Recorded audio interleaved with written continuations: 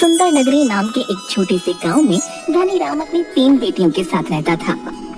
उसकी सबसे छोटी बेटी बहुत ही सुंदर और गुणवान थी।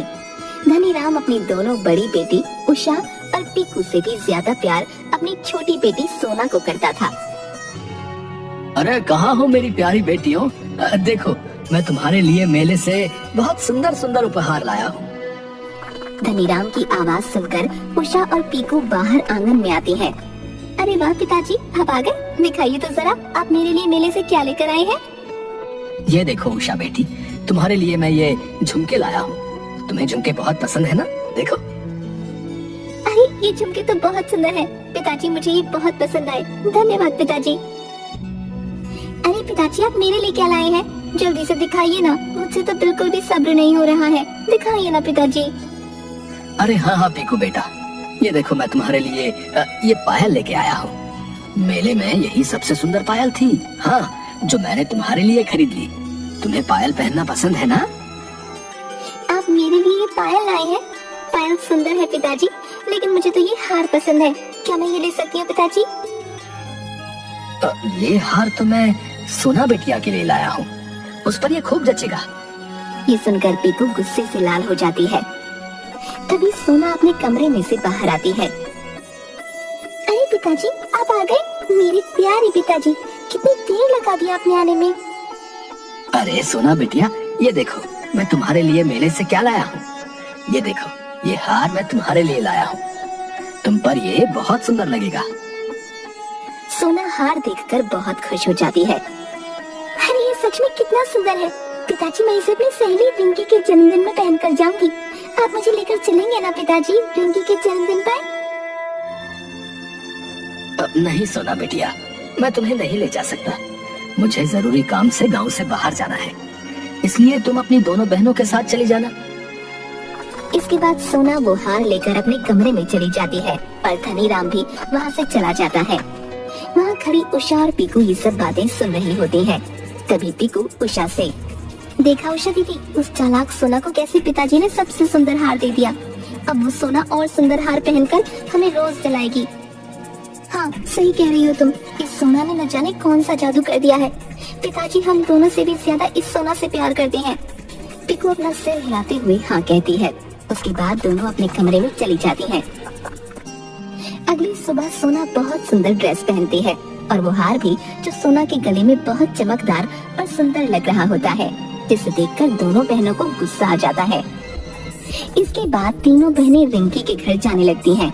कुछ दूरी पर चलने के बाद, मुझे लगता है हमें जंगल के रास्ते से चलना चाहिए, इससे हम रिंकी के घर जल्दी पहुंच जाएंगे। ठीक है, जंगल के रास्ते से ही चलते हैं। लेकिन वो जंगल तो काफी डरावना है, वहाँ से जाना क्या सही होगा? गांव के लोग उस जंगल के बारे में तरह तरह की बातें करते हैं। देखो, जंगल कोई डरावना नहीं है, गांव के लोग तो बस ऐसे ही बोलते रहते हैं। तुम्हें अपनी दोस्त के जन्मदिन पर जाना है या नहीं? चुपचाप चलो, समझी तुम? पीकू की ये बात सुनकर सोना उदास हो जाती है और उषा पीकू के साथ जंगल की ओर चलने लगती है। जंगल में आते ही, अरे मुझे तो बहुत प्यास लग रही है, प्यास के मारे मुझसे और चला नहीं जाएगा। मैं पास वाली नदी से पानी पीकर आती हूँ, तुम दोनों यहीं खड़ी रहना। ये कहने के बाद उषा वहाँ से चली जाती है। काफी देर बाद जब उषा वापस नहीं आती, तब अरे ये उषा दीदी कहाँ रह गई हैं? मैं उन्हें देख कर आती हूँ, तुम यहीं खड़े रहना, समझी? कहीं जाना मत यहाँ से। लेकिन दीदी, मुझे इस जंगल में वैसे ही काफी डर लग रहा है, आप मत जाइए। मैं उषा दीदी को देखने जा रही हूँ, न जाने वो कहाँ रह गई है। अगर पिताजी को पता चल गया तो बहुत गुस्सा करेंगे। तुम चुपचाप यहीं खड़ी रहना, मैं उषा दीदी को लेकर अभी आती हूँ। ये बोलकर पीकू वहाँ से चली जाती है। बेचारी सोना जंगल में खड़ी बहुत डर रही होती है। सोना को जंगल में शाम हो जाती है, लेकिन उसकी दोनों बहनें वापस नहीं आती।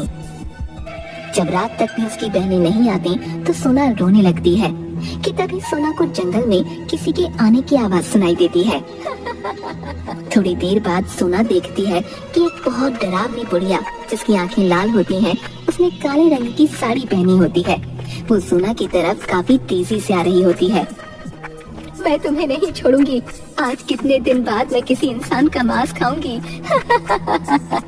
ये सुनकर सोना डर जाती है और वहाँ से भागने लगती है और वो डरावनी बुढ़िया उसके पीछे भाग रही होती है। भाग ही रही होती है, तभी उसे जंगल में एक बहुत बड़े पेड़ के तने पर चमकता हुआ दरवाजा नजर आता है, जिसके चारों तरफ बहुत रोशनी होती है। सोना उस चमकते हुए दरवाजे के अंदर चली जाती है।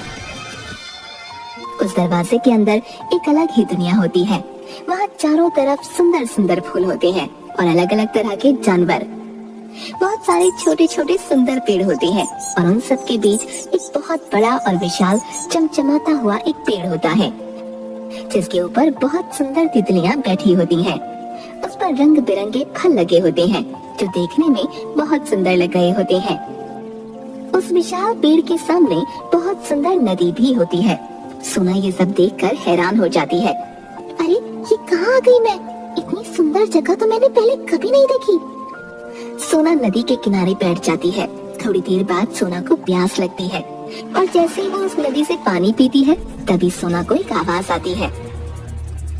जादुई पेड़ की नगरी में तुम्हारा स्वागत है सोना। सोना ये आवाज सुनकर चौंक जाती है। फिर आवाज आती है, जादुई पेड़ की नगरी में तुम्हारा स्वागत है सोना। कौन है? यहाँ सामने आओ। कौन पुकार रहा है मुझे?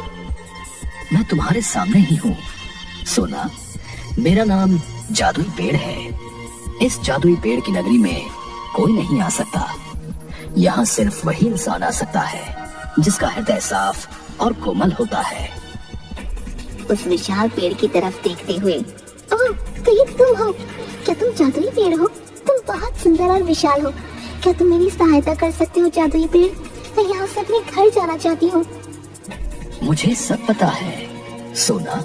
तुम्हारी बहनें तुम्हें इस जंगल में छोड़कर चली गई हैं। नहीं, ऐसा नहीं हो सकता। जरूर कोई बात हो गई होगी। मेरी बहनें मुझसे बहुत प्यार करती हैं।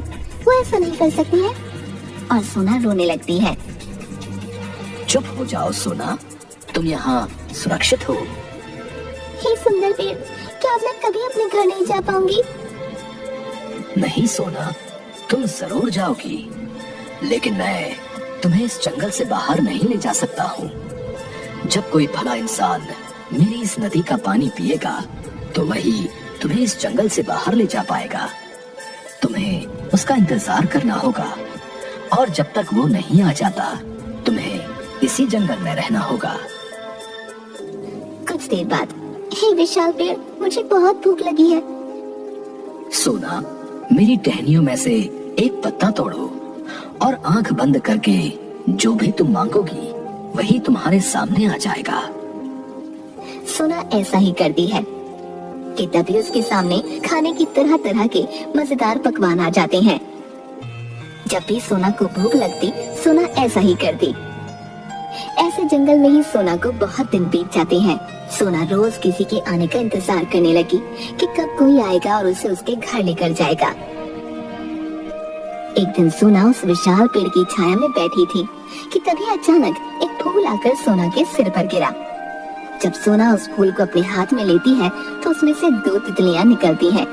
सोना उन तितलियों को देखकर बहुत खुश हो जाती है। वो तितलियां उड़ने लगती हैं। सोना भी उनके पीछे भागने लगती है। सोना तितलियों के पीछे भाग रही होती है कि तभी उसे एक बूढ़े आदमी के रोने की आवाज सुनाई देती है, जो बोल रहा होता है, मुझे बहुत प्यास लगी है, कोई तो मुझे पानी पिलाओ। सोना उसके पास जाकर देखती है कि एक बूढ़ा आदमी एक छोटे से पेड़ के नीचे बैठा रो रहा था। वो देखने में काफी डरावना था, जो सफेद कपड़े पहने हुआ था। सोना उसके पास जाती है। कौन है आप? क्यों रो रहे हैं?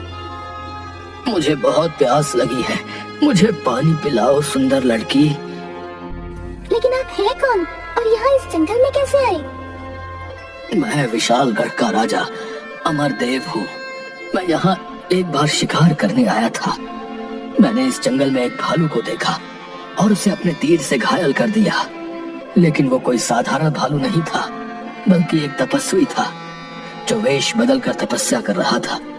उसने मुझे श्राप दिया और मैं एक सुंदर राजकुमार से एक बुरी शक्ल का बुढ़ा इंसान बन गया, और तभी से यही इस जंगल में कैद हूँ। मैं कई सालों से बहुत प्यासा हूँ, मुझे पानी चाहिए, लेकिन मैं इस पेड़ के नीचे से उठ नहीं सकता। न जाने कब मुझे इस श्राप से मुक्ति मिलेगी। क्या तुम मेरे लिए पानी ला सकती हो? मैं भी आपके लिए पानी लेकर आती हूँ। और सोना वही उस जादुई पेड़ के पास जाती है और उस पेड़ की टहनी से एक पत्ता तोड़ लेती है। विशाल पेड़ के पास वाली नदी से उस पत्ते में पानी भरती है और उस बूढ़े के पास जाती है। ये लो, तुम ये पानी पी लो।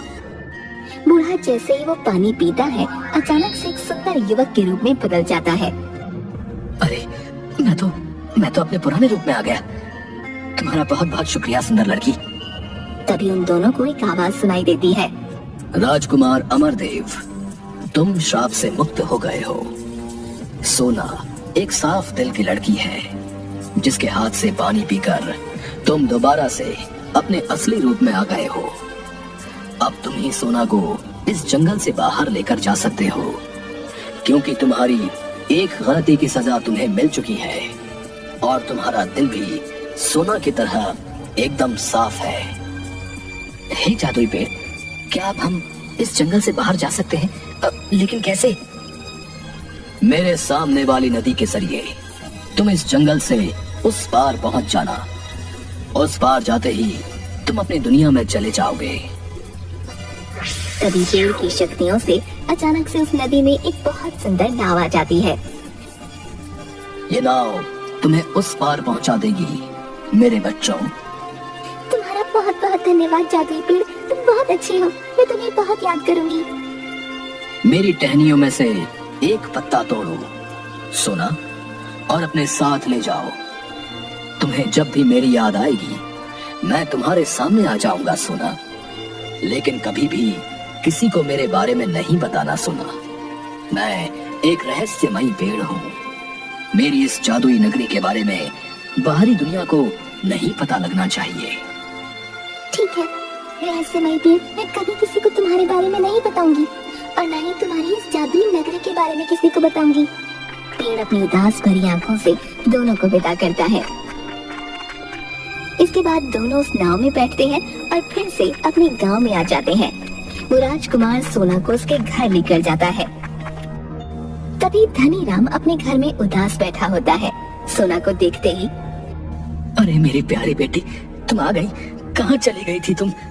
जंगल में से अपनी बहनों को छोड़कर मैंने तुम्हें कितना ढूंढा। सोना को देखकर उसकी बहनें हैरान हो जाती हैं।